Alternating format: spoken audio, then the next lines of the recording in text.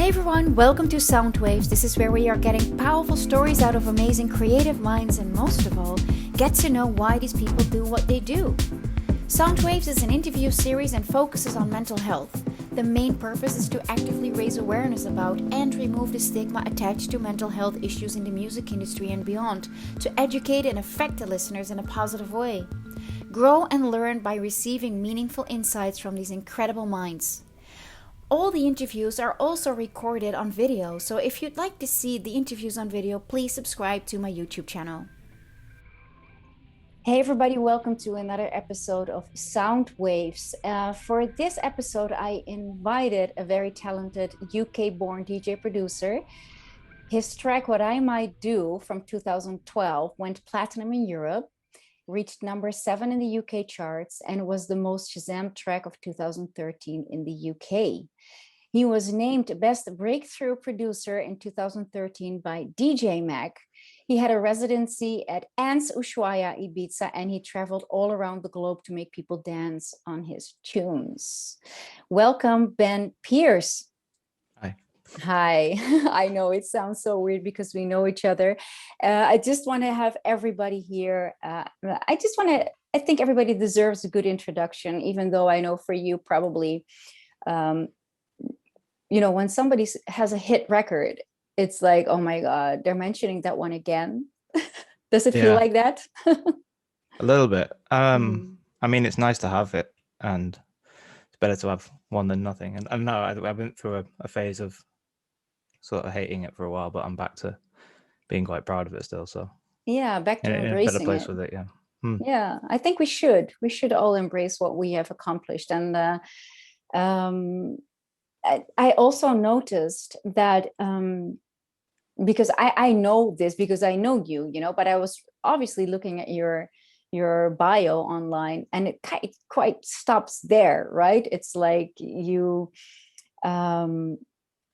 we know what you did, well, the people coming from the music industry, but I remember in July 2016 we met in Amsterdam when we were playing a gig at the W Hotel together. And I think not long after, you decided to take a break, right? Is that right? Was it 2016? I think so, yeah. 2016 or 17 maybe. No, it probably was 16 actually.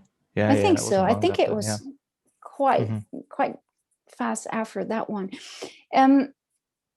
Well, obviously, we are here to also speak about mental health. This is what SoundWaves is about, inviting key figures from the music industry. And we have been speaking about this for a long time, actually, already in the first lockdown. And a lot of things have been changing and moving. And let's just dive into what happened in 2016. Why did you decide to take a break? I think it was built up for a long time that I wasn't addressing, maybe in the best way, and I felt sort of in danger of hurting myself, if you know what I mean. It was in a bad place where, because I was going away on my own, often hotels and stuff, it's sort of like a disorientating experience as is. Like, it doesn't feel like real life a lot of the time when you're flying on your own, not really speaking to anyone for hours at a time. You can get in your own head a lot. So I think there was a sort of, I really felt a lot of times when I was away that I wasn't going to go back. And I think it just got to the point where I was really in like the worst place that I'd been in for my whole life, and like felt like I couldn't go and do the gigs that I wanted to do. And I felt really bad, obviously, that when I did cancel them, I wanted to be honest. I wasn't trying to make a big deal out of it. I wasn't trying to be a spokesperson, but I did a post on Facebook and just basically was honest about the reason. I was cancelling quite a lot of gigs. There were 6 months worth of gigs. There was quite a lot of them all over the world. And I wanted to be honest. I didn't want to be like that guy that just cancelled gigs because he felt like he didn't want to do them or whatever. So I tried to be honest. And then obviously that Facebook post just sort of blew up. reaching millions of people organically, and it got into the news and everything.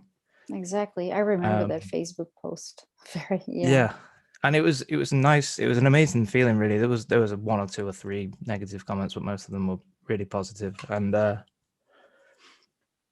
was nice to sort of be honest about it for the first time, because I think that's the first time publicly that I'd spoken about it.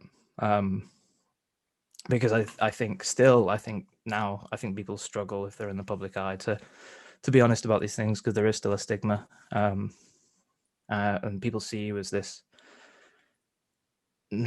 not human is the wrong word, but they see you as an act, as a personality or whatever, and they look up to you in a way, and it's sometimes difficult to acknowledge that those people are struggling with stuff. I know I definitely felt that way when I found out about certain musicians as well, or actors. Obviously Robin Williams was a big one for people, and I think it's difficult to come to terms with it. So it was nice to see the reaction that people were sort of like on board with it, and it was speaking a truth for the first time that I hadn't done before. So then it was the sort of first steps to acknowledging it and trying to take it on board and deal with it. Yeah, we just before we started recording, we mentioned the part of, talking about mental health is often very it's quite heavy sometimes. The subjects are very heavy in the conversations, but we also want to keep it light. But now all of a sudden, you're also here in this podcast, well, this is about mental health, especially in the music industry, so I can't go around this topic. But all of a sudden you became one of the key figures, not just as a successful DJ, but also for to speak about mental health in the music industry. And so what did that, how did that make you feel?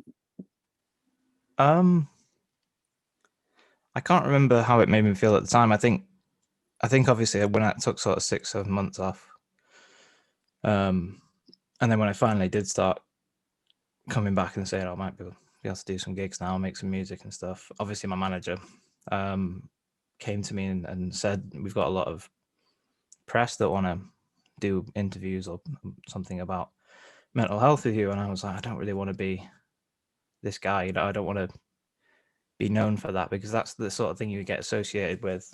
And I wanted to be able to focus on my music, and it's still something that I'm very passionate about, and for me anyway, I not for anyone else, like anyone else can do, I don't think it's a bad thing, but I never want to promote my music when talking about mental health, and I never want to talk about mental health when I'm promoting my music. So if I'm doing an interview or a podcast or whatever about just a sort of music one, I'll try not to mention mental health too much. I'll be like, I'll speak about that separately.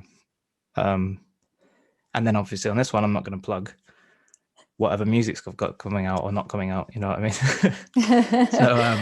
So no, I tried to, that's what my main thing when I did start coming back to things, that I didn't want to be seen to be trying to use it as like a way to get press. Obviously that Facebook post reached millions of people that I can never dream of getting that reach again on Facebook unless I'm paying thousands and thousands of pounds. So I didn't want to like use it to get attention, if you know what I mean, or PR, because it is a sort of a thing that at the time was becoming a lot more talked about.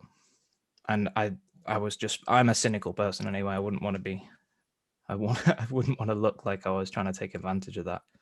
But I think when I started doing the panels and hearing people, talking to them afterwards, or just hearing from people online or at gigs, saying that me being honest about it has helped them.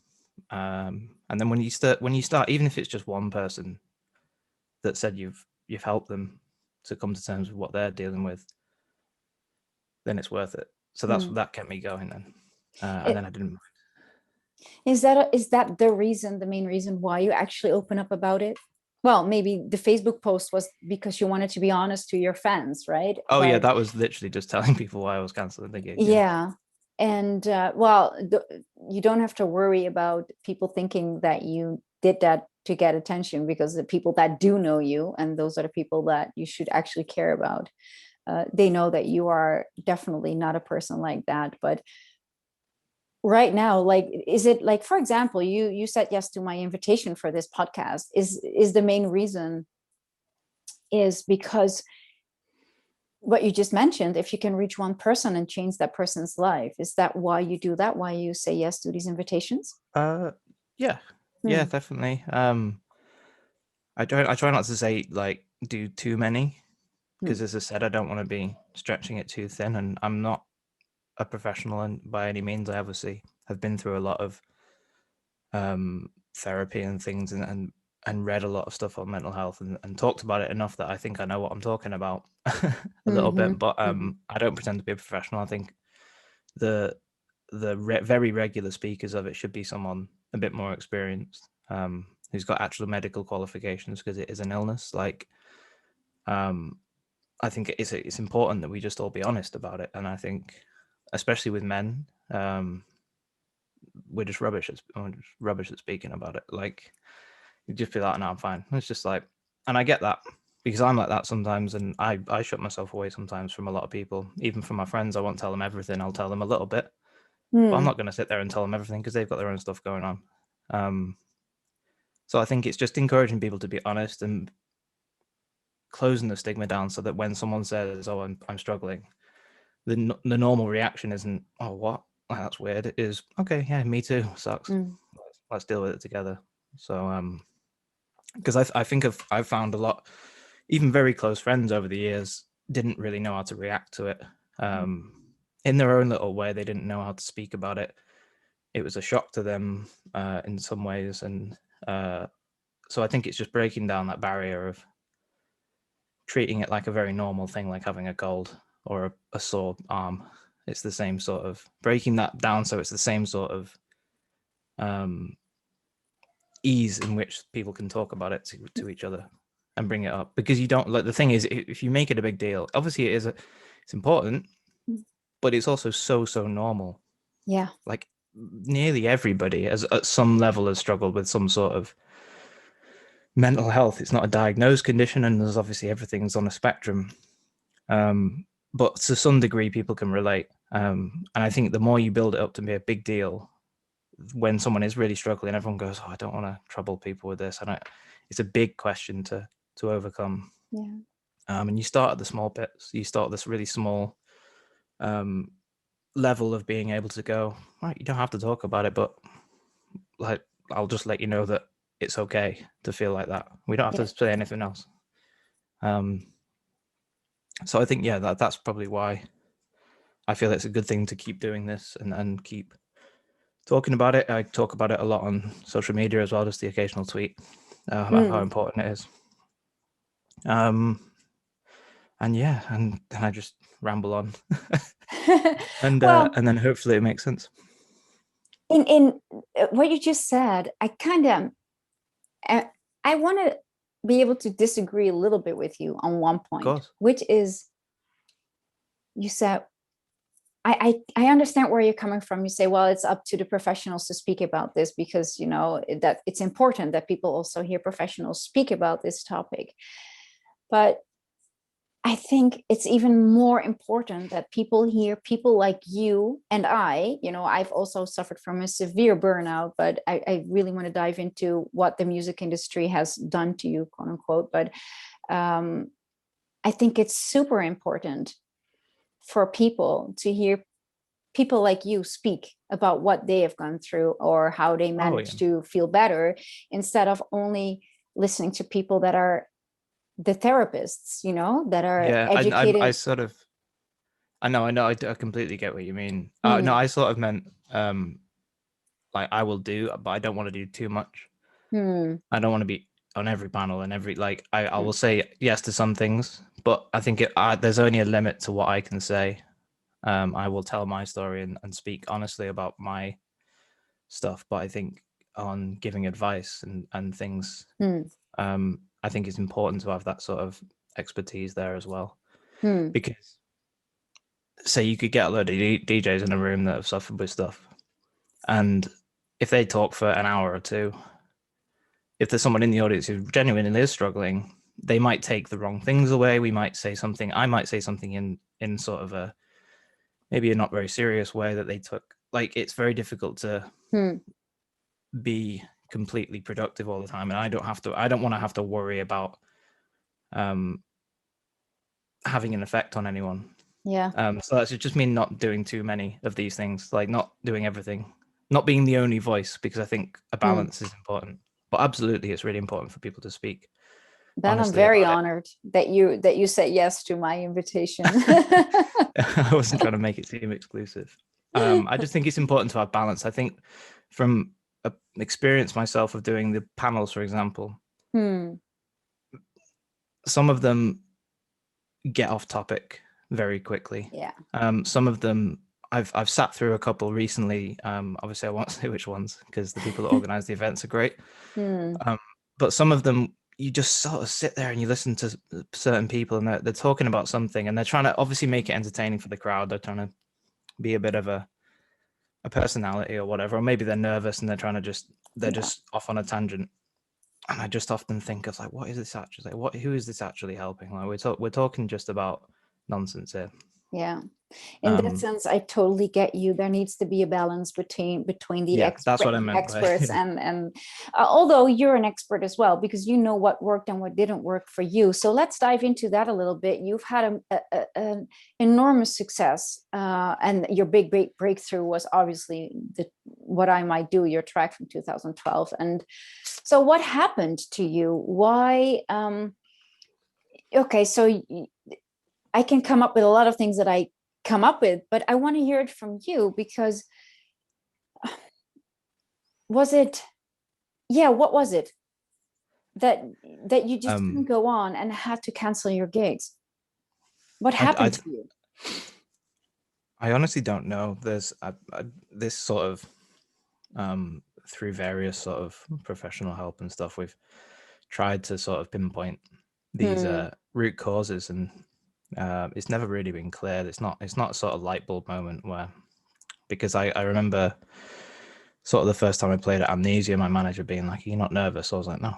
Like Hmm. it was never a problem. For so long, I was just, I could go up on any stage in front of however many people and I'd play exactly the same. Hmm. Um, and then it slowly started creeping in. And I think it was maybe because of, I'd have very like, I remember having very like private breakdowns in the studio where I couldn't replicate sort of. Hmm. I'm obviously self-taught as a producer. I haven't done any courses or anything, and over time I've come to accept that. But at the time, I felt I was in this sort of world of professionals, and I was just a kid from a bedroom who's made a track.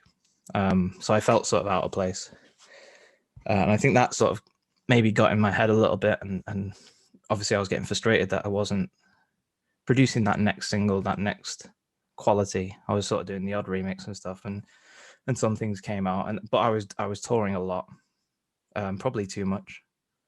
But at the time, obviously, you're not going to say no because you don't know how long it's going to last. Like Hmm. I came into this thinking I might get a couple of years out of it. Hmm. I didn't think I was going to make it. I didn't think of myself as a professional. Um, and it even took me 6 months to quit my job from touring in Europe until I finally went, okay, well, actually, I can quit my job now because I'm actually getting a lot of gigs. Hmm. So I think maybe there was like that deep sort of thought was, I don't belong here, or I don't deserve this. Yeah. So I think that was embedded from very early on. Hmm. Um, and I think whilst I was confident with DJ, and obviously it was sort of came naturally. Hmm. And then the more I got a bit older and started to think more about where I fit in, and I didn't really fit in anywhere because I was playing disco in sort of Dublin on a Friday and then going to Berlin and playing techno. So I was like, I'm playing just these crazy lineups everywhere. I don't mind because I love all electronic music. I would literally play and listen to it all. So I never really felt like sat anywhere, and I didn't feel like I had a home. I didn't have a residency. I did have some residencies obviously, but I didn't have like a label that I toured with and the same people. I was playing with like these vastly different people, which I would still 100% not change because it's what I always wanted to do. Hmm. But I think that contributed to it that I didn't really fit in anywhere. And then I just honestly just ignored it for too long. I knew that something was wrong in a way, but you sort of you feel guilty because you've got such an amazing job. And I was so lucky for years. I mean, from 2012 for the last like 8 years up until all this kicked off. I Mm. was all over the world, fight like every single continent, going places I've only ever dreamed of going when I was when I was younger. And I was so lucky, and obviously I was really grateful for that. But I think when I had this feeling in my gut that I didn't want to go, or I was getting like anxious about before and after shows and stuff, and just wanting to be at home in bed because that's what you want to do when you're depressed. Mm. I started to feel really guilty because I was like, oh man, you've got this amazing job. Like, you can't feel like this. Like, you can't be sat in San Francisco feeling like you just want to be at home, because anybody would kill to be here. And that's obviously the sort of trolley comments you do get online. Well, if you don't like it, then why don't you just stop DJing? Well, it's not it's not really the point. So I think it was a combination of all that. There was a bit of burnout to it as well. Obviously, I was touring a lot, and I think people don't realize how much it takes on your like physical and mental like well-being. You're going from insanely loud clubs, really bright, stimulating, to a silent hotel room for 4 hours, and then you got to go to an airport. And airports are just stressful. Like I've seen my friends go on holiday who like they go on holiday and they get to the airport and they just lose their mind. It's a stressful environment. I don't know why it is. I think they're just built to be stressful because maybe you shop more or something, but like it's not a very friendly place to be, especially when you're on your own. Mm-hmm.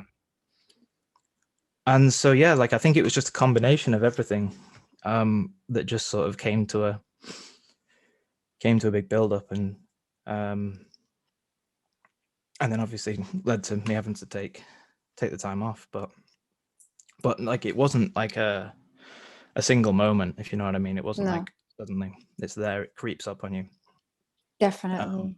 And sometimes it's very, very difficult to realize what's going on, because you can just push it away and you can be like, oh no, I'm fine.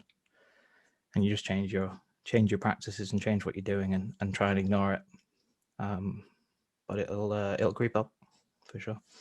I think it's very interesting what you just said. And I think that is exactly what a lot of people experience, artists that have a breakthrough, like a success, a big success. It's like you mentioned a few things. One of them was like, oh man, I didn't even take myself as seriously. I didn't, I taught myself how to produce music. And then it's okay, where is the next thing? Can it be as successful? People are expecting some things from me. And on top of that, the mind fuck, I want to call it, inside of you, like, man, I should be lucky and I should feel happy about my success. And so many people want to be in my place. It's actually happening, but I feel so shitty. So you keep up. Actually, it's keeping up appearances, right? And so many artists do that, but it's not just in the music industry. I hear it from sports athletes as well. When they are number one or they won gold at the Olympics or whatever, they're like, oh, I'd rather be like second, because then I have another thing, to accomplish. But when you're number one, there's so much pressure on you and people expect so much from you. And so they train so hard that also sport athletes burn out or overtrain themselves. So it's a very, very interesting thing what it does with the mind. And also actually being able to carry that kind of responsibility of having that success, and what do you do with it, and not feeling guilty about it. And do you think it comes down to self-love? Like, how much do you appreciate yourself? If you let me put it like this, do you think that artists who enter the industry feeling, that are imbalanced, that did a lot of the work with themselves, on themselves, with their mind, have a better chance to have sustainable success? I think it's a very hard correlation. I think, yeah, because I think that perhaps there is some link between creativity and sort of I'm trying to think of the best way to put it. What I've got in my head. There is sort of this spark of creativity, isn't there, that comes with like not thinking too much. Mhm. You just go in and you do something, and that's, you obviously see it with a lot of bands, is that's when they write the best album, is when then they don't fucking know what they're doing, and then they get older and start thinking about it more. Yeah. And then they obviously they sort of drop off, but it's, I don't know whether that's a direct correlation or not. But it's interesting when you mentioned sport. The first thing that came into my head is that sports psychology has been a huge thing for so many years, and talked about. And obviously, if you're at an elite level of sport, um, not even an elite level, but a sort of professional level, if you're in a team, for example, you would have a sports psychologist there to talk about these things, Yeah. and to mentally train you for, because a lot of them, a lot of success in sport is attributed to mentality more Yeah. than physical talent, because Mhm. there've been obscenely talented sports people that, and you see that with everything as well. But I think with the music industry, you don't have that sort of level of support there, because everyone's sort of doing it for themselves. Mhm. Obviously, this has been a huge discussion, since everything started maybe getting spoke about a bit more with mental health in music. Mhm. Whose responsibility is it? Is it the managers? Is it the record labels? And then for DJs who go on tour on their own, Mhm. you haven't got anybody there, so it's you then have to set up these support networks. Yeah. And I think when you are sending kids out, and actual kids, I mean, I was very young, bit actually older than some. Mhm. You see kids going out when they're 17, 18 Yeah. and doing what I did and tour sort of all over Europe and the world on their own. Yeah. You have to have something there, Mhm. um, or at least have a sort of honest communication that those people probably need to look at themselves and talk about what's going on. Yeah. Um, because otherwise you do get those sort of, obviously not everybody, but you could get those situations again. And I think this is what I get frustrated about with the music industry a little bit over the last sort of 5 years, is that they do the panels at the big conferences and they go, oh, that's enough, we've done our bit now. And then Exactly. nothing actually then changes, because especially in electronic music, everything's built around hedonism, and that's fine. There's still a place. Like, I think that's also a misconception, is that people can't party if they're struggling with mental health. No, you can, Mm. absolutely you can. I Mm-mm. mean, you just got to look after the next few days a bit differently. Yeah. Um, but I think people like, I'm fine. I understand that I probably wouldn't get some gigs now, because they're, oh no, I'm not booking him. He's probably gonna have a panic attack before he plays. That's not going to be fun. I'm like, that's okay, cool, yeah. Mm. Not the easiest to deal with Mm. sometimes, and not the most fun thing for a young promoter to have to take on. So I get that, and that's fine. Um, but yeah, I think there's this um, unspoken um, unspoken sort of disassociation with it, that you are, if you are struggling with mental health, then you Yeah. can't enjoy yourself. Like, you're just going to come and be very sad. Whereas most people aren't. Like, it's completely normal. And this is what I mean about normalizing it, where we can get to a stage where it's so normal, it's not treated like a different thing that only some people are affected by it. So it's normal and it's talked about. Yeah. Yeah. Um, but no, I think I think it's just, it's difficult for those people in those situations when they're going out and they're trying to, because you do want to take everything on. As I said, you don't know when it's going to stop. Yeah. You say yes Yeah. to everything, Yeah. and I don't know where the responsibility there lies for the whole industry, whether it's on a management company or labels, as I said, or promoters, or whether it's just on everybody else to sort of Mm. create this sort of positive um, situation where everyone's looking out for each other. Mm. Hopefully, be the best way to do it, but not sure if it'll happen. Well, you tapped into something very interesting that has been on my mind as well. Um, I don't know exactly how you felt and what you've been through. I know that I've also hit rock bottom a few years ago. And I am actually, after our recording, I am attending another call, a Zoom meeting from AFEM, the Association for Electronic Music. I am part of the health working group, which focuses on mental health for fans and professionals in the music industry. And yes, they're doing great work. I mean, I'm part of it, but I'm like, being the devil's advocate here, I'm like, when a person feels really shitty, it doesn't stop at putting out documents online about how to stay healthy while touring. Here are the phone numbers you can call, speaking about it at a panel. And then indeed, like you said, and some people may be going to hate me for this, but I'm like, even though I think they're all doing great work, we are all doing great work, but where do you actually really create change? This has been on my mind, during the entire pandemic, for a year. I'm diving into this topic of mental health so deeply, and I'm getting a better and better and deeper understanding. I mean, what would you, at your worst days, you don't go online to search for how to better your sleeping patterns. No, Yeah. you don't know if you're going to make it to the next day. That's it. So Yeah, that's the irony. I'm like, okay, how do we really create change here? And this is really, I want to have an open and honest conversation, because I'm not here to be one of those podcasts or panels or whatever, like, oh, let's talk about mental health and I did my job.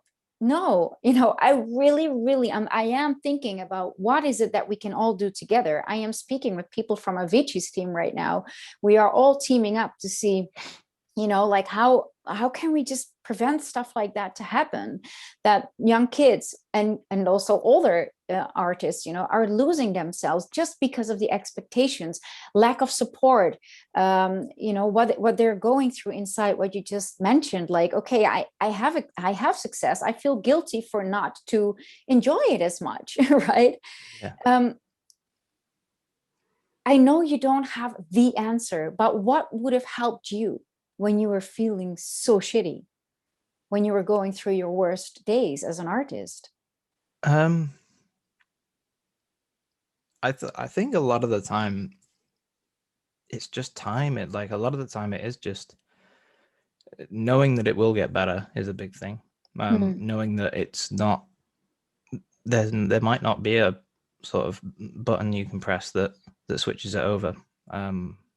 And I know that when I do still get my sort of really down days, I have to take a few days of just doing nothing.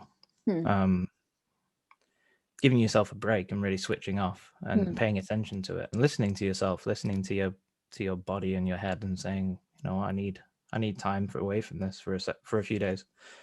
Just putting stuff down, or there's a few things that I do. I sort of have a process now, I guess, of having a really sort of switched off day or two or whatever. Just watching the same shows, the sort of comfort shows that you've seen so many times that every word. But and then I make food's a huge thing for me, so I make a list of all the things that I would like to eat that I haven't had in a while, because things that I don't usually eat, like a cheeseburger or paella or something like this. Just a little list of things. Right, I'm gonna go to the shop in a few days. What would I really want to eat? Yeah. That I can cook that'll make me really happy. So just finding a little routine that when it does pass, which it will, that you've got steps out of it to make yourself really launch out of it, not just sort of slowly get out, but really like, I'm actually going to go. But I think going back to what the music industry can do, and I think we always talk about it like it's a music industry problem. It's not. It's a societal problem. It happens everywhere. Yes. There's more of it in the music industry. Has been shown by research that you're more likely to suffer with. But I think that's maybe it's not all on their shoulders. I think the important thing to be doing, as I said, is to normalize speaking about it, so we affect it from the ground up. Because if people came into the music industry already having this sense that it's okay to talk about these things, then we'll get to a place where everyone involved, so say a promoter, a driver, a sound tech, artist liaison, an artist, and whatever, everyone in that room or in that line of communication has come in with this sort of background knowledge before they were in the music industry, built into them from the ground up through education and through sort of society, that it's okay to not be okay and it's okay to talk about it. So then you feel safe. So I think a lot of it's too focused on what the music industry can do is more about what we can do as people, to sort of influence everybody else. And I think that's important. It's such a huge problem. And obviously being in lockdown has exacerbated things, but you see it online. Younger people are a lot more in tune to talk about this kind of stuff, called being woke, which the right wing don't like, but that's part of it. You're okay to talk about it, and it's normal. I don't think it's ever going to go away. If I'm honest, I think it's always going to be something that people struggle with. Exactly. But if we can get to a place where it's more accepted to talk about, I feel people will feel more like they've got help, because it's difficult to get help, especially in the UK. The health service is so underfunded, that it's very difficult for people to even see a therapist. It's sometimes 6 months waiting list. So there is a lot of barriers in place, and people that feel helpless. So I think it's more about just creating this, trying to create this sort of environment where enough people are okay to talk about it. Enough people have this sort of basic knowledge of things to say. There's a lot of really good online accounts that sort of say, this is what you can say to people who are really anxious, or this is what you can say or do to people, or people who are having a depressive sort of few days.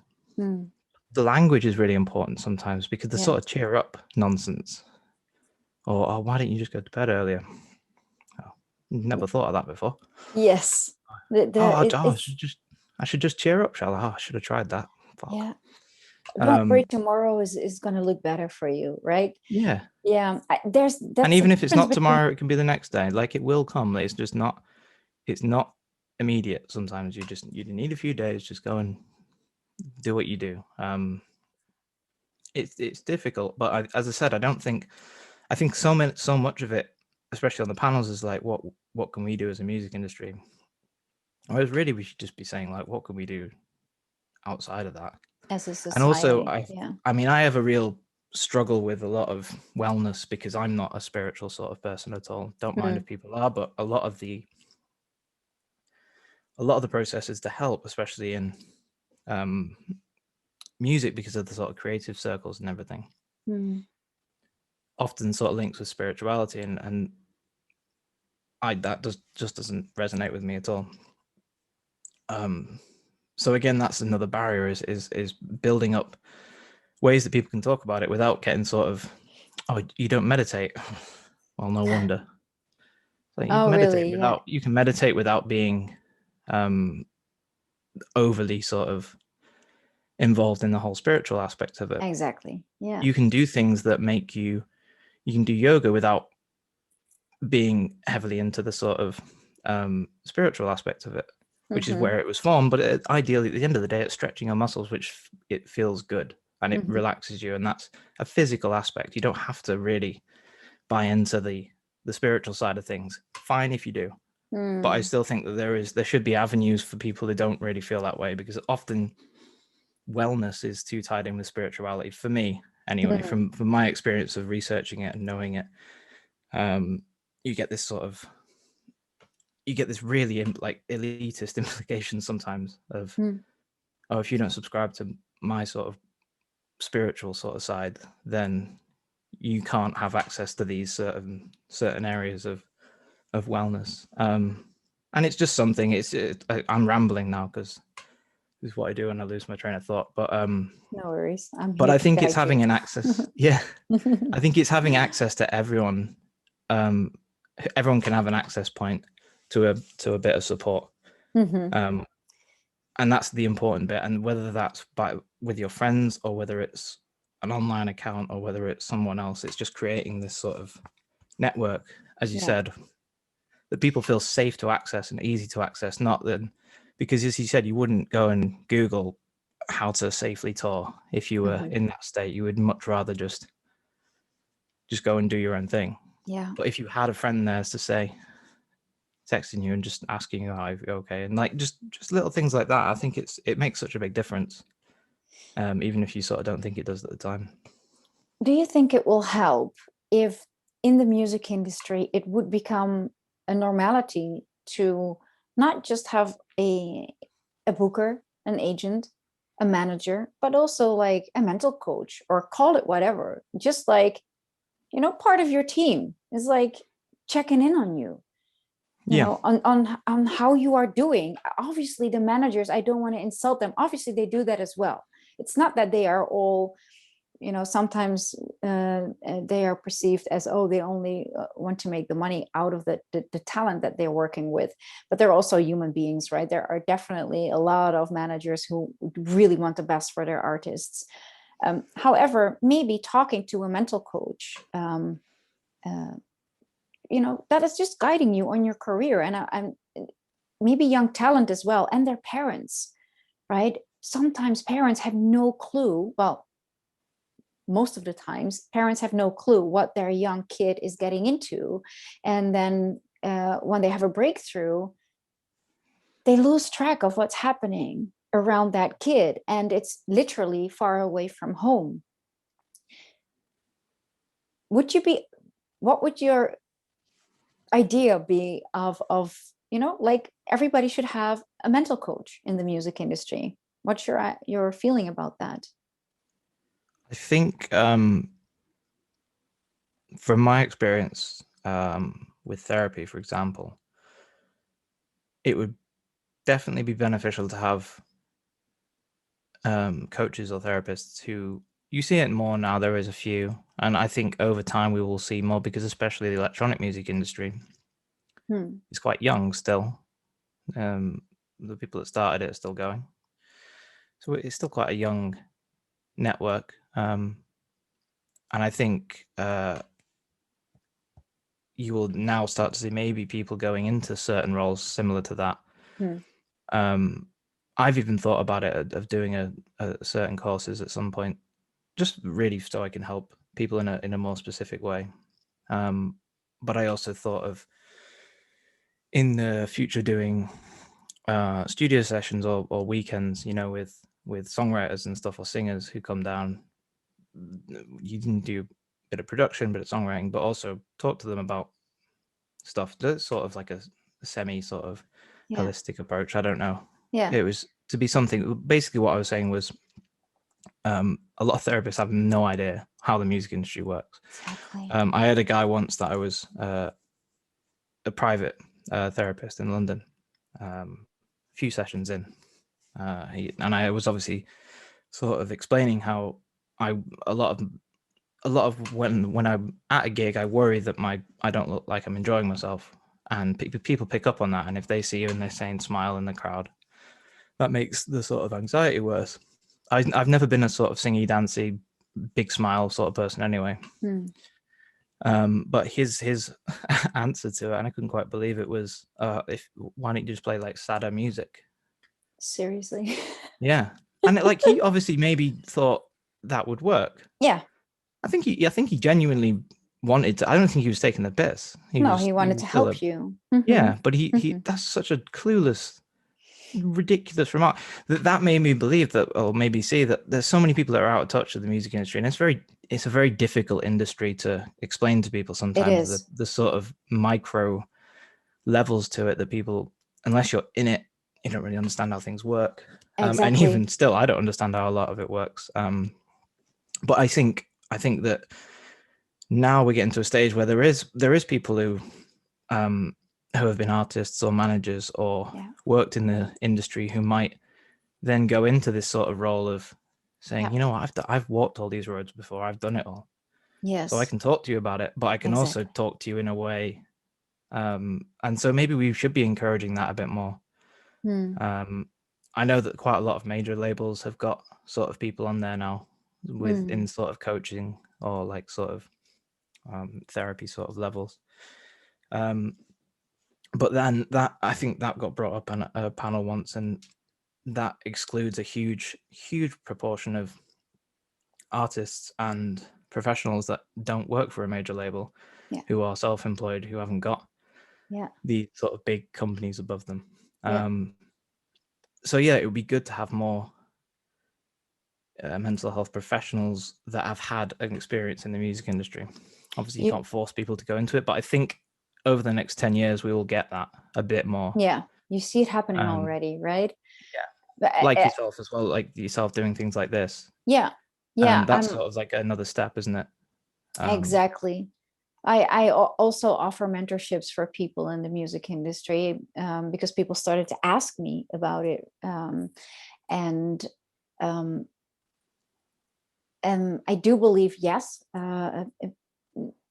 we should have like really schooled therapists, like even like Bushwhacker, right? He really changed from his profession. Now he's a licensed therapist using his experience in the music industry. It's great, but not everybody has that, dream of becoming a therapist. But you are so right about what you said, that I actually, this morning I had a live session with somebody, asking me some questions about this topic as well. And I said exactly that.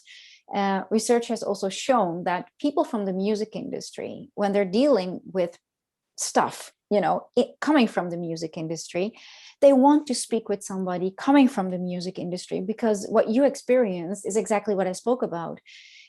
And this is, the therapists that have not been there, like really deeply in the music industry, seeing how that really rolls and how it goes behind the scenes and how much you are challenged, they can only understand a little bit. If you haven't seen it, you don't know what it is. And I don't blame them either, but it's not really, to be heard and seen as an artist, or maybe a manager that is dealing with, they can deal with the same problems as well of a highly competitive industry.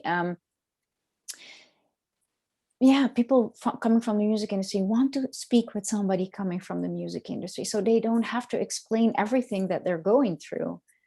Yeah, and also it sounds stupid, but it just you cut out the bullshit, right? You can get straight to the point. Exactly. They understand what you said. You don't have to explain the reason why you're doing something, or the reason why you couldn't do this, or this happened. They would understand, and it would just make the whole conversation just so much more easy.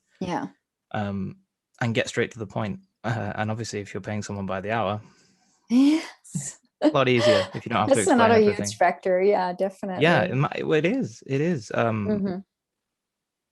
Because it is difficult to sit down and after an hour sort of be like, oh, I haven't really spoke much. Just sort of been explaining exactly. little micro bits of things. But I think it's but you see it in so many cases with bring up Robin Williams, for example. Everyone was like, wow, it was shocking, wasn't it? Because everyone was like, oh, but it's because you don't understand. Obviously you didn't know him, for one, but also the being an actor at that level comes with so many challenges that the public wouldn't see, or that most people wouldn't see.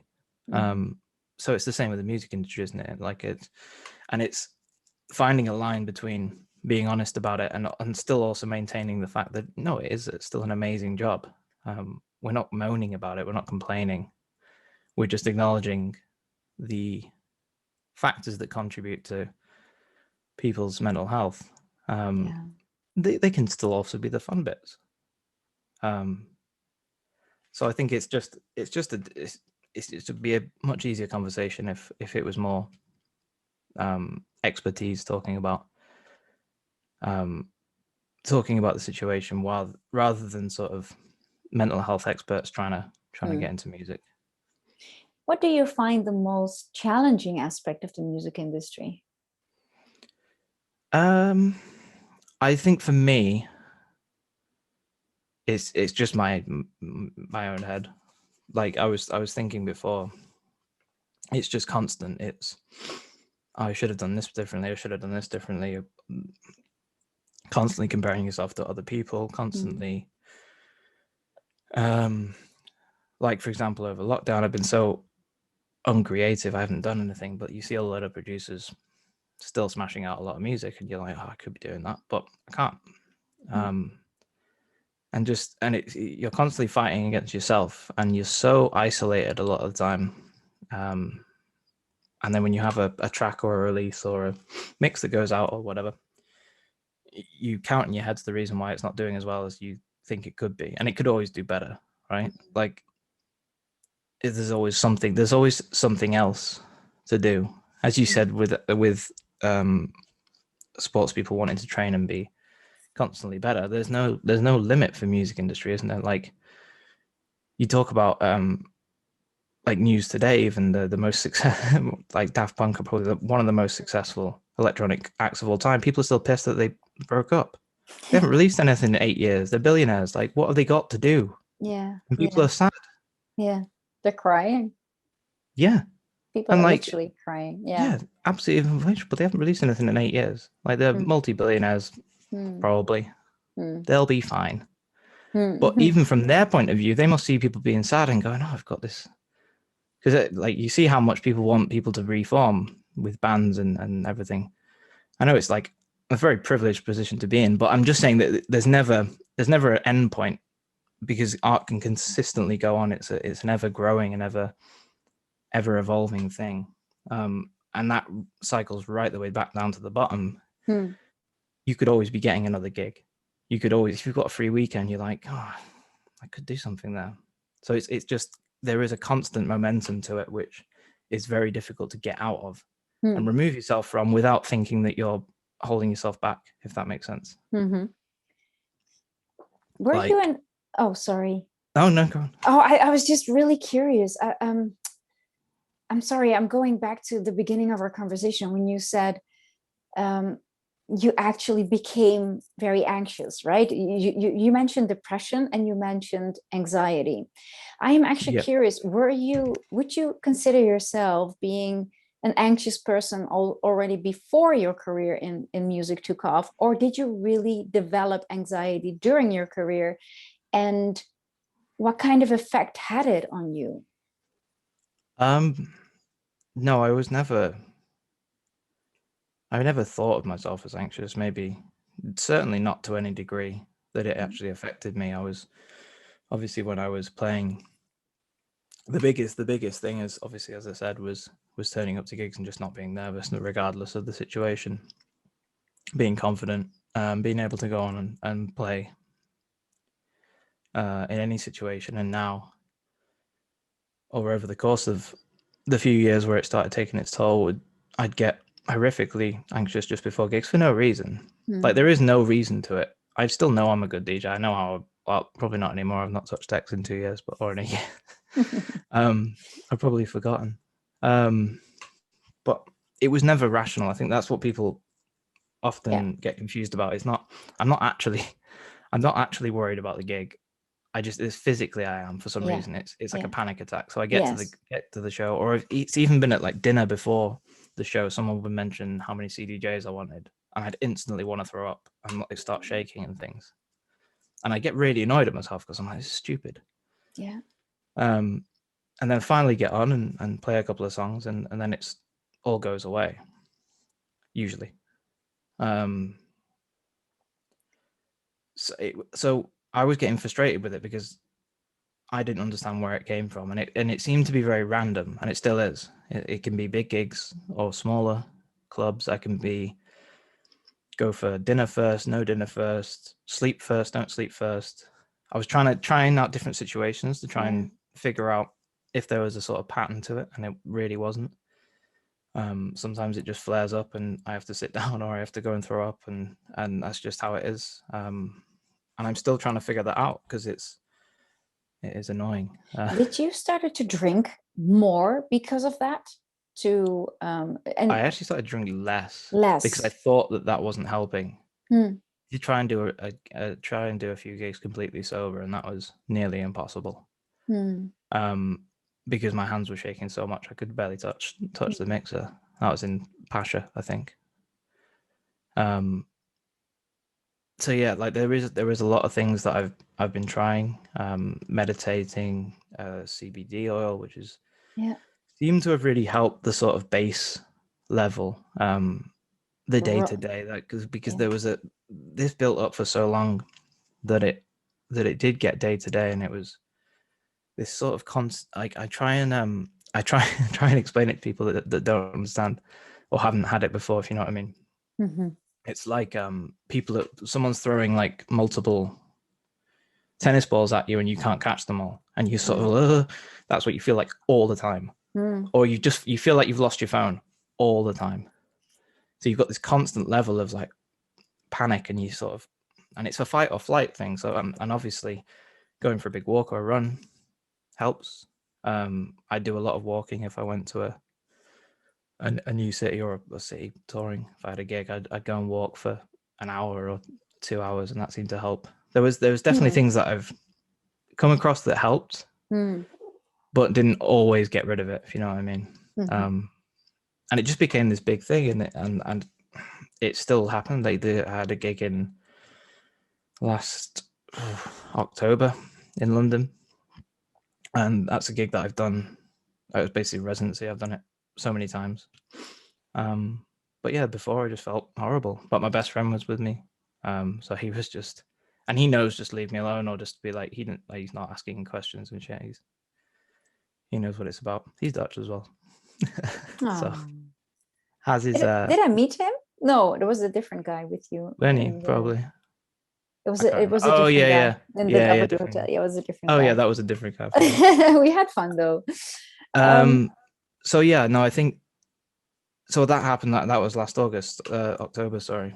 So, mm, and I think obviously from going for no gigs for a past year, I think a lot of DJs would probably feel a bit weird coming up feel to a gig anxious. now. Yeah, Yeah, or being in a yeah. social situation in a club. Um. So I'm still trying to find my way through that, but as I said, it's not a rational thing. It's something that I would have and feel for a long time, and then when it passes, you're like, well, that was stupid. Hmm. Um, Blaming yourself. well, yeah, I mean, it's all in your head, isn't it? So it's hard not to blame yourself sometimes because it is you still. Well, it's something you can't control, isn't it? I Oh mean, yeah, I've had exactly. panic attacks when I was younger, and I'm like, what is this? You really, Mm, you can't explain this to somebody that hasn't experienced it. Well, you can try to put it into words, but it's not, it's just, yeah. I hope for it's people not difficult. to go through it, but yeah, it really feels like literally you're going to pass out or die, right? Yeah. It's that easy. It's that Hmm. simple. Do you think there is a, not a responsibility, but I feel that for maybe artists that don't travel with a tour manager or a manager or a friend, that promoters should look out, watch out, and care a little bit more, maybe, without judging them right now. Probably a lot of them do already, um, but to just ask the artist, like, but really look them in the eye and say, "Hey, how are you today? Are you okay?" Yeah. Instead of, For the most part, um, mm, since, and I think obviously because my struggles have been so widely publicized, mm. that they know, like it's not like they don't know what's But going on. also in general, do you But in think it would general, help yeah, I others? was. I mean, Mm, you've been through so much already. You're experienced now in how people can react, and cannot react. And yeah. do you think it would help, like, if it would become a normal thing to really have a little moment to really check in with the artist that is playing for you today, because you don't know where he came from? Well, probably as a promoter, but what he just been through, maybe on the airport, by traveling, the previous gig, or like,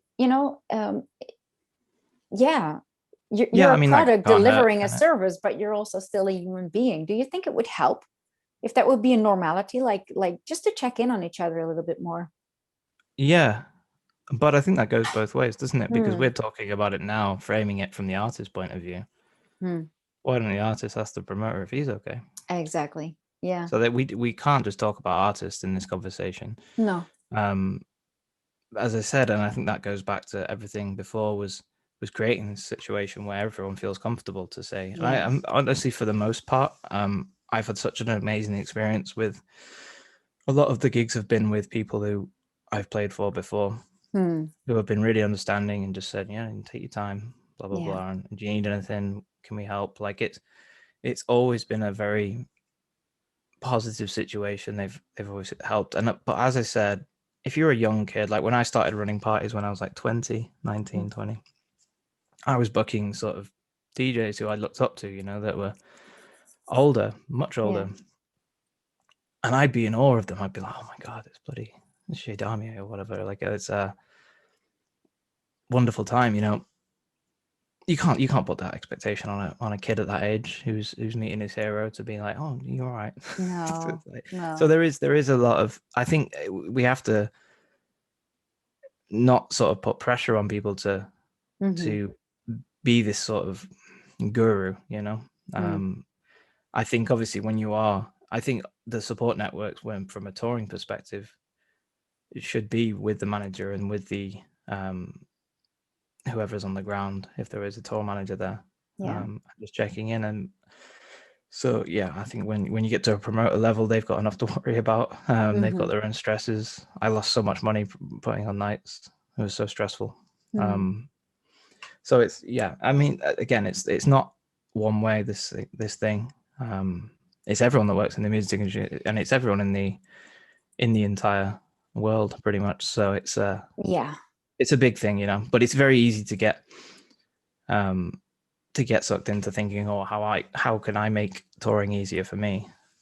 Well, I think you're pointing out a really good thing. We're in this together, right? And the why I mention artists all the time is because I'm speaking with one right now. But Oh yeah, of I course. I feel was that yeah, no, I know you got that, but I definitely, I've in in my during my years in the music industry, I've obviously seen a lot of managers as well, like really burned out, losing their minds, or addicted just to keep up with the schedule of their own artist, you know, being there all the time. And it's a tough business. And as you said, like one of the things that you know influenced you a lot is also the competition, you know, or comparing yourself to others. And it's a rat race as well. And we are also in it for the passion, and that's the beautiful part of it.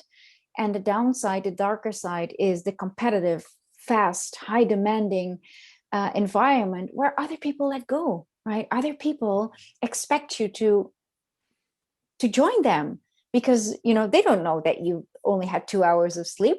They bought a ticket to see you play, right? yeah, you've So got to and match the they're energy. letting go. They're using alcohol, they're using drugs, and they're letting go of whatever they, you know, they're the weak. And it's a very crazy um yeah, it's a very crazy working environment. It's a very crazy office that we have. Yeah, absolutely. Same for bar But staff and people that work at the venue, having to constantly be around people who are having the best night of their exactly. lives, and you're like, And oh, I'm not going security to work. people as well. I mean, Mm-hmm. but I do feel you, and I think what we speak about coming from the music industry counts for the entire world, right? I believe that everything that we speak about is applicable to everybody, especially during a pandemic where mental health issues are increasing, and people really need to watch out uh, for themselves, but for each other. You know, they really have to keep an open eye.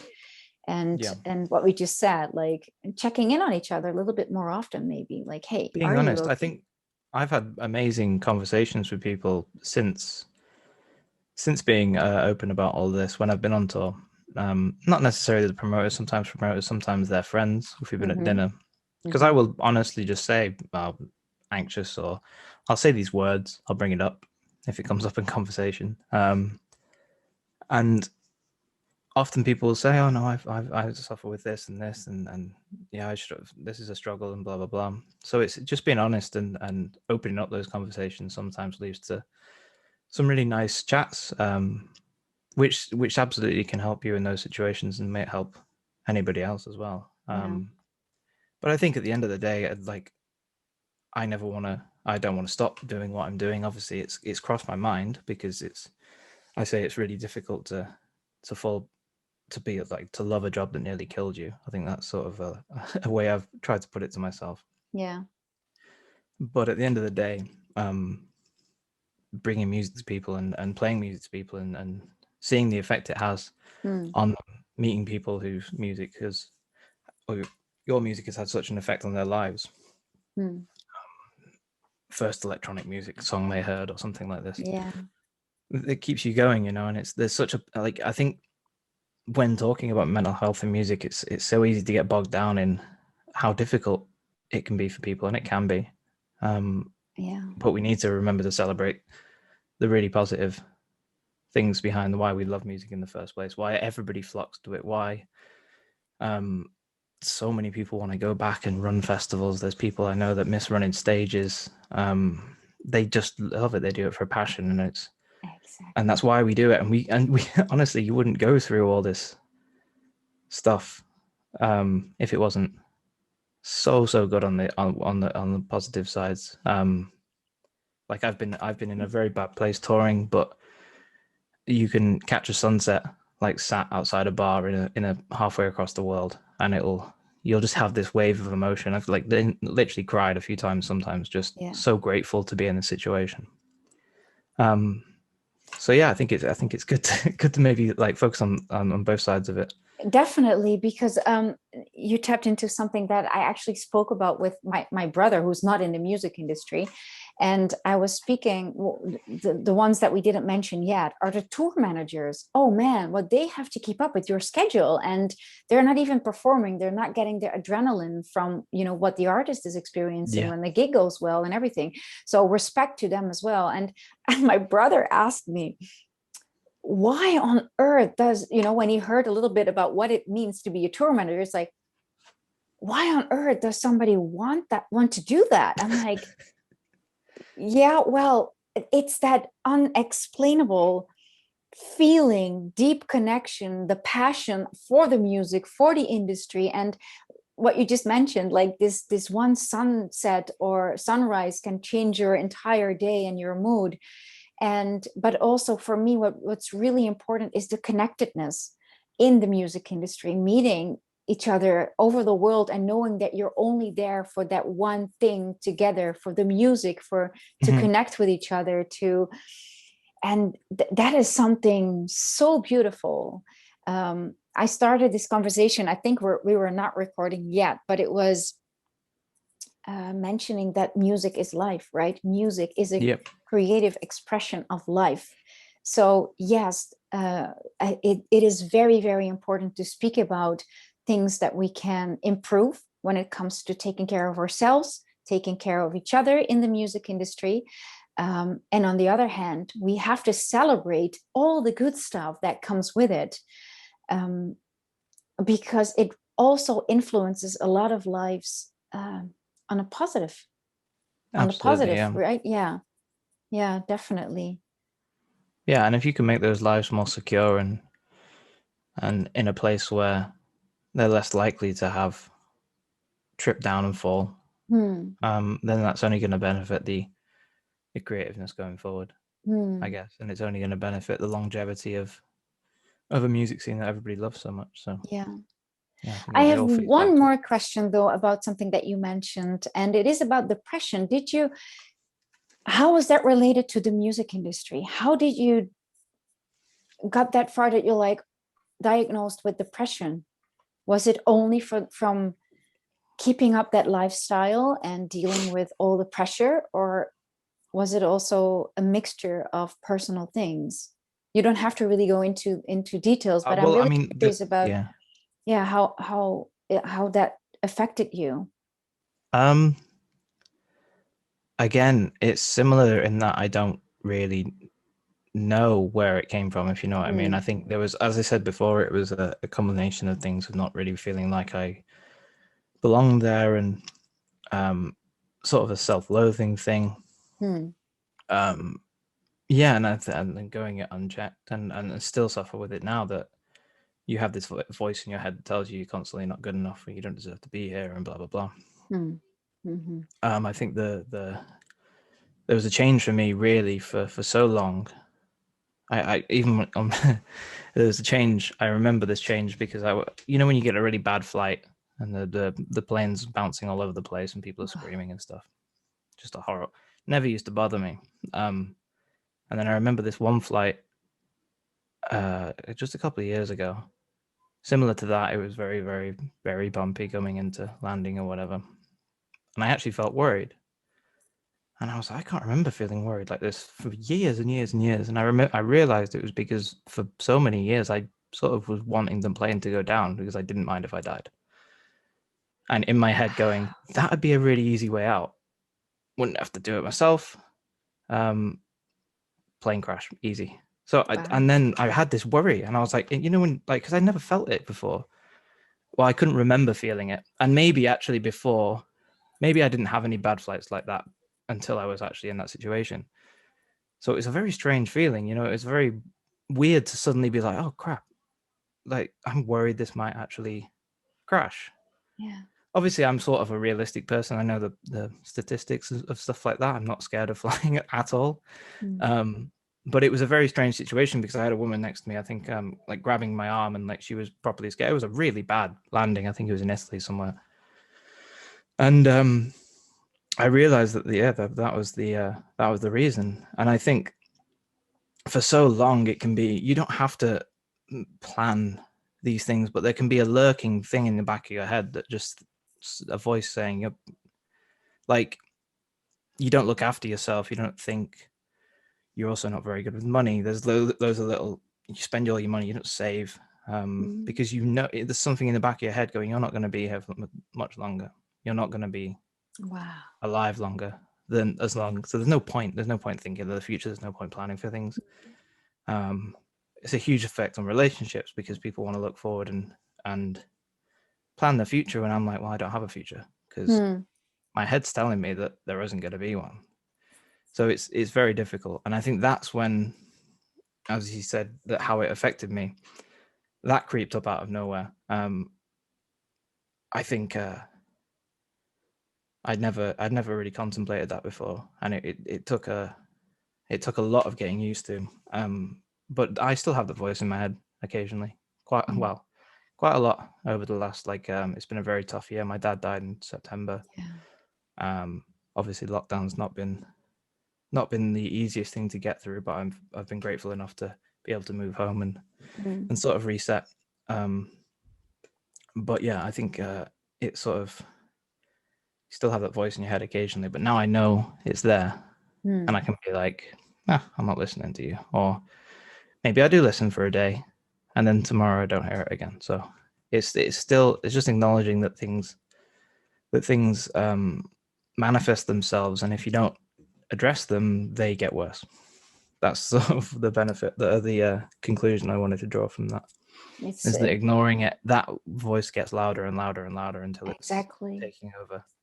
It's probably not a coincidence. I just wrote about this on my Instagram. It's like I said something like, once I am successful, I can feel good enough about myself, right? It's like then I'm okay, says the little voice in your head. It's all about that little voice that we all are dealing with. It's just what kind of part does it play in your life and how are you dealing with it? Because pushing it away, like you said, it's not helping either. It is Yeah, acknowledging it's there, but and then acknowledging and yeah, yeah, yeah. ignoring it and just and turning away is not healthy, which is what I did for so long, and it culminated in a sort of very bad situation where it nearly got what it wanted.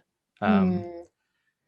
But acknowledging it and being honest and saying, "Yep, okay, well, that feeling's there. That's Mm. okay. Um, we're gonna lie in bed today. We're gonna watch a bit of Netflix, and then tomorrow's gonna be better, or it might be better." Um, and road mapping your way out of that. And it is all, life's just all up and downs, isn't it? I think everyone, from any situation, if you don't suffer with depression, you still have sort of low days, you have high days. Everyone goes through that cycle. Obviously, things can pull you either way. Life events can, obviously, Mm. things happening in your life can pull that balance out of the way, or chemical imbalances in your brain, like Mm. with me, Mm. can pull it out, so that you can literally just hit a day when you get up and you just go, no, this isn't the day. And that can last for a few days, and then and then you come out the other side, and it's just all about that balance and Is of that how flow. you got through? Just knowing that, okay, it's rough right now. It'll pass. Yeah, It will pass. Is that really that's what just basically what I say to myself. yeah. Yeah. Um, but obviously, like, I'm in a very privileged position. I have been for a long time, that I have been self-employed. I've been able to take the few days in the week when I needed to, and I've been able to get private therapy. So I acknowledge the fact that I'm in that privileged position.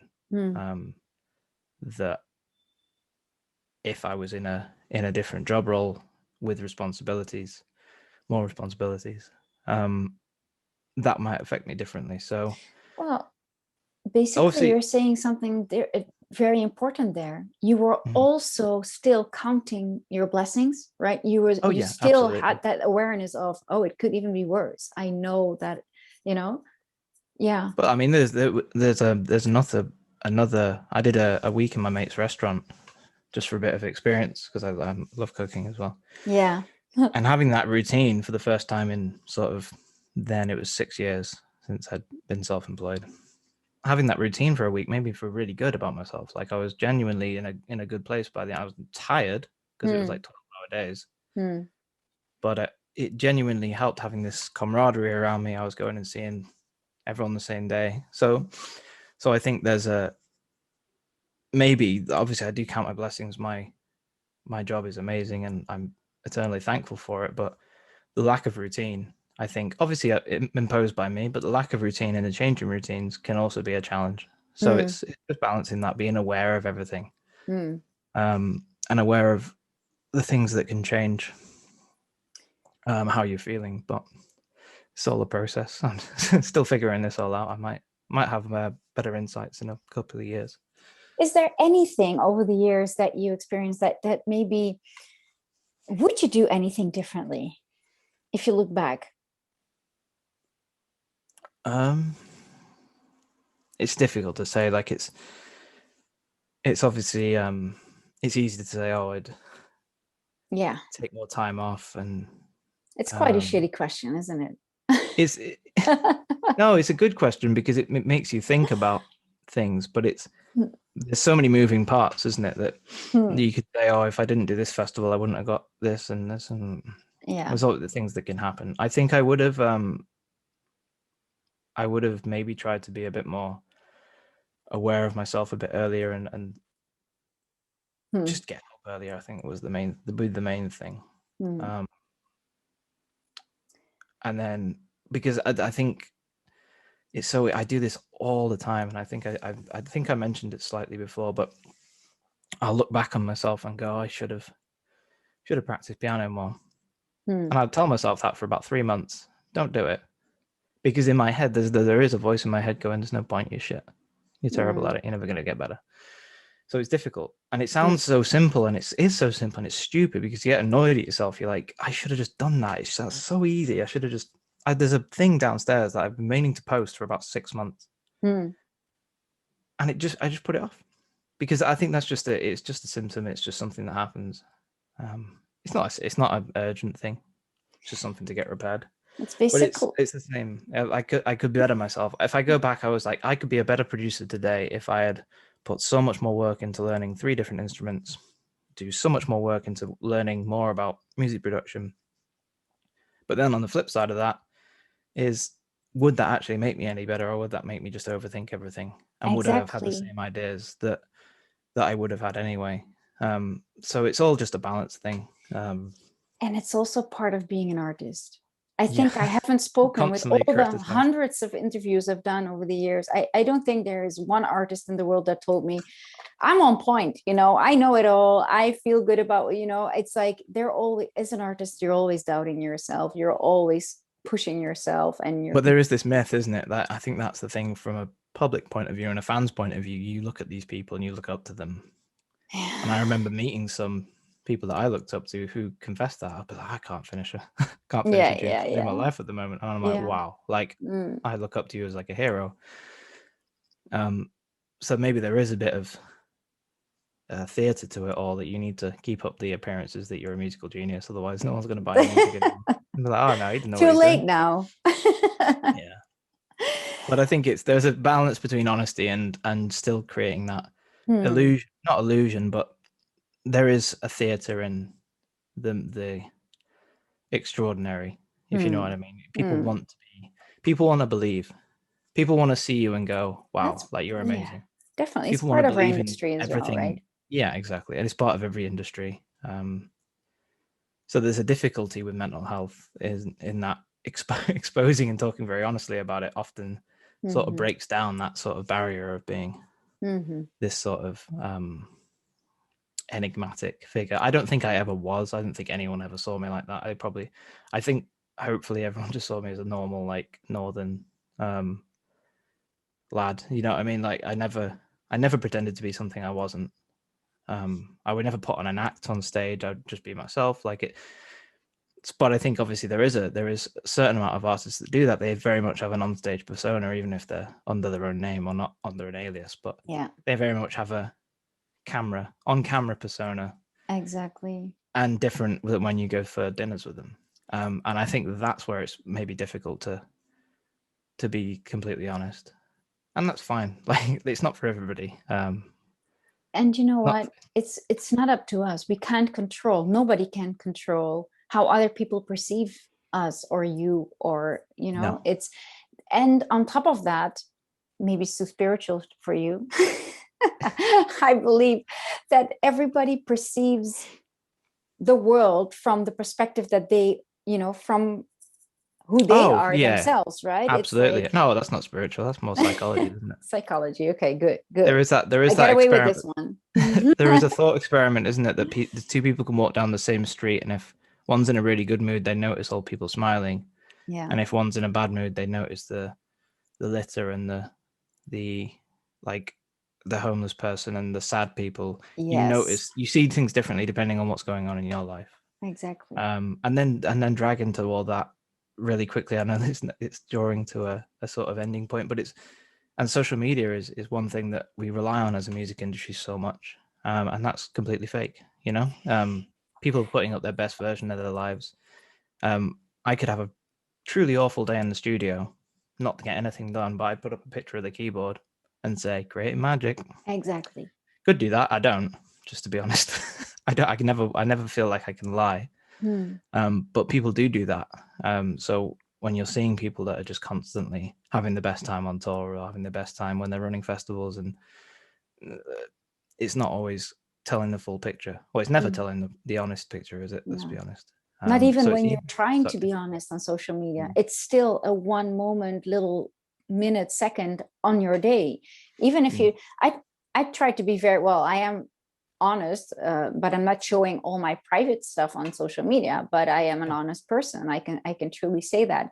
But still, people will probably perceive me much very differently than how I feel a lot of the times. absolutely. It's just because, yeah, even when you try to be honest and open, it's just a little moment of your day. And social media can be indeed in that way very, very toxic. And Fluke, I had Fluke in the other previous episode, and he said the same thing. He said, I was trying to be something that I'm not, and I stopped doing that. He said, I don't Mm. want to keep up a very tough techno image of myself. I am a smiling guy. He says, I'm a happy guy.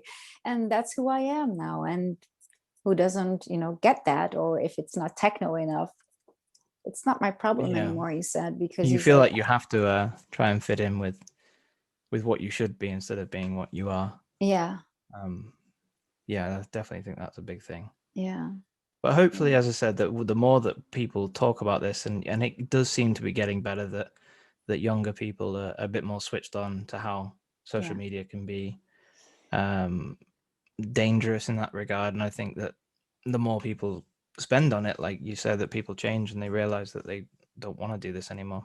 Hmm. That can only be better. So Yeah. maybe we're on the right track, and maybe things are getting better. On a positive note, right? Yeah. Thank you for chatting. And I really would like to know, as this podcast is called SoundWaves, with waves create like a frequency, a movement. Um, what if there was like one thing that you could change or add to the world, something that you would like to see in the world, um, to end on a positive note, or some advice that you want to give people that are listening, what would that be? Uh, I put you on the spot, right? I know, God.